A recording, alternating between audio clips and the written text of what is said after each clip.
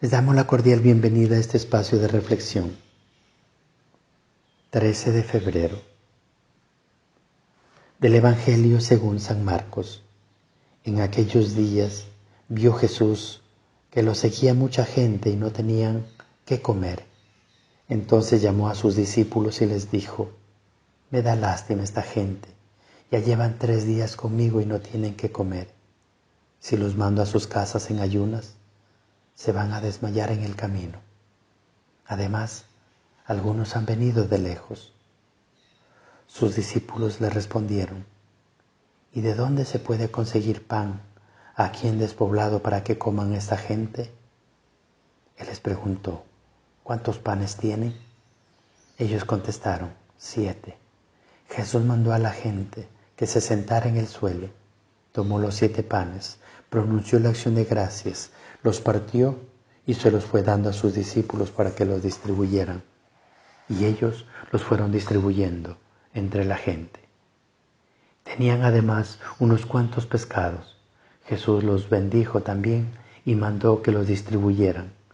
La gente que comió hasta quedar satisfecha, y todavía recogieron 7 canastos de sobras.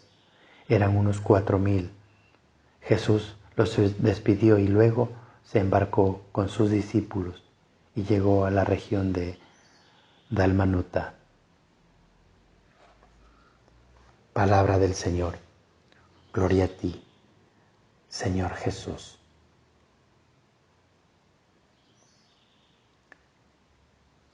El Señor nos pregunta cada día, como nos relata en la primera lectura del libro del Génesis, diciendo: ¿Dónde estás?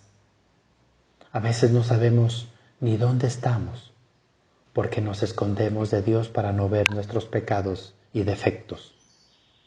Para saber dónde estamos, lo tenemos que mirar desde la mirada de Dios, sin miedo, con amor, pero con verdad. Cuando el hombre se desvía y desobedece el mandato de Dios, de lo que Él desea en su vida, se siente el vacío, desnudo de su gracia.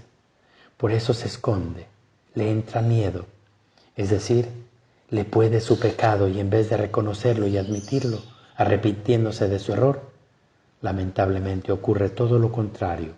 Se justifica e inventa excusas que inculpan al mismo Dios, acusándole y echándole en cara la compañera que le ofreció, manifestando que la verdadera inductora del pecado es ella. La oportunidad que Dios le está ofreciendo con las preguntas que le hace de recapacitar de su mala acción, la desaprovecha, como muchos a veces hacemos nosotros. En vez de reconocer nuestra debilidad y pecado, lo más fácil que nos sale es la excusa, acusando a otros como el verdadero culpable. No dejamos que la gracia del arrepentimiento y la acogida del perdón libere nuestra conciencia. A consecuencia de la obstinación de permanecer en esta actitud, el pecado acarrea sufrimientos, enemistades, conflictos, maldiciones, fatigas, divisiones y otras cosas más. Cuando nos damos cuenta de que hemos pecado, ¿qué actitud tomamos? ¿La de Adán? ¿Miedosos, soberbios, acusadores?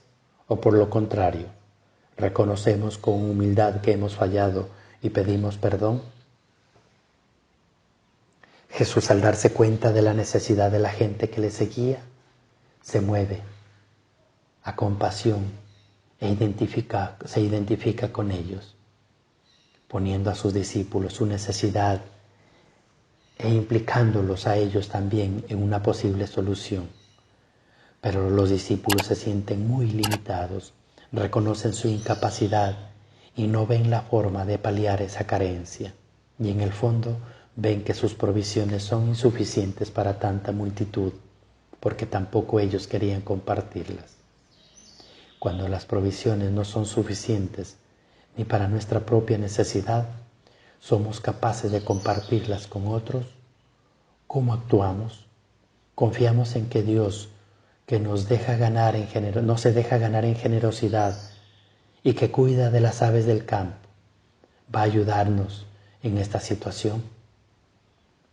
La enseñanza que el Señor requiere que aprendan los discípulos en esta ocasión y a través de ellos nosotros, es que más grande es dar que recibir, aunque esos dones o riqueza que tengan sean imprescindibles para ti.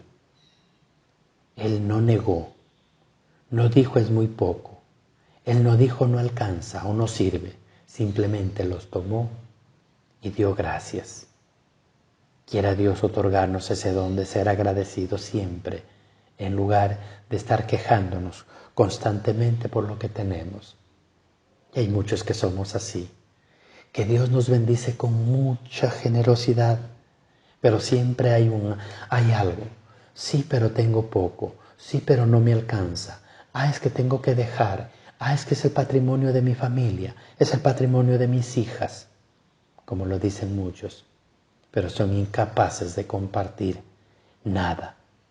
Más bien los pobres son mucho más generosos de lo que tú y yo nos podemos imaginar.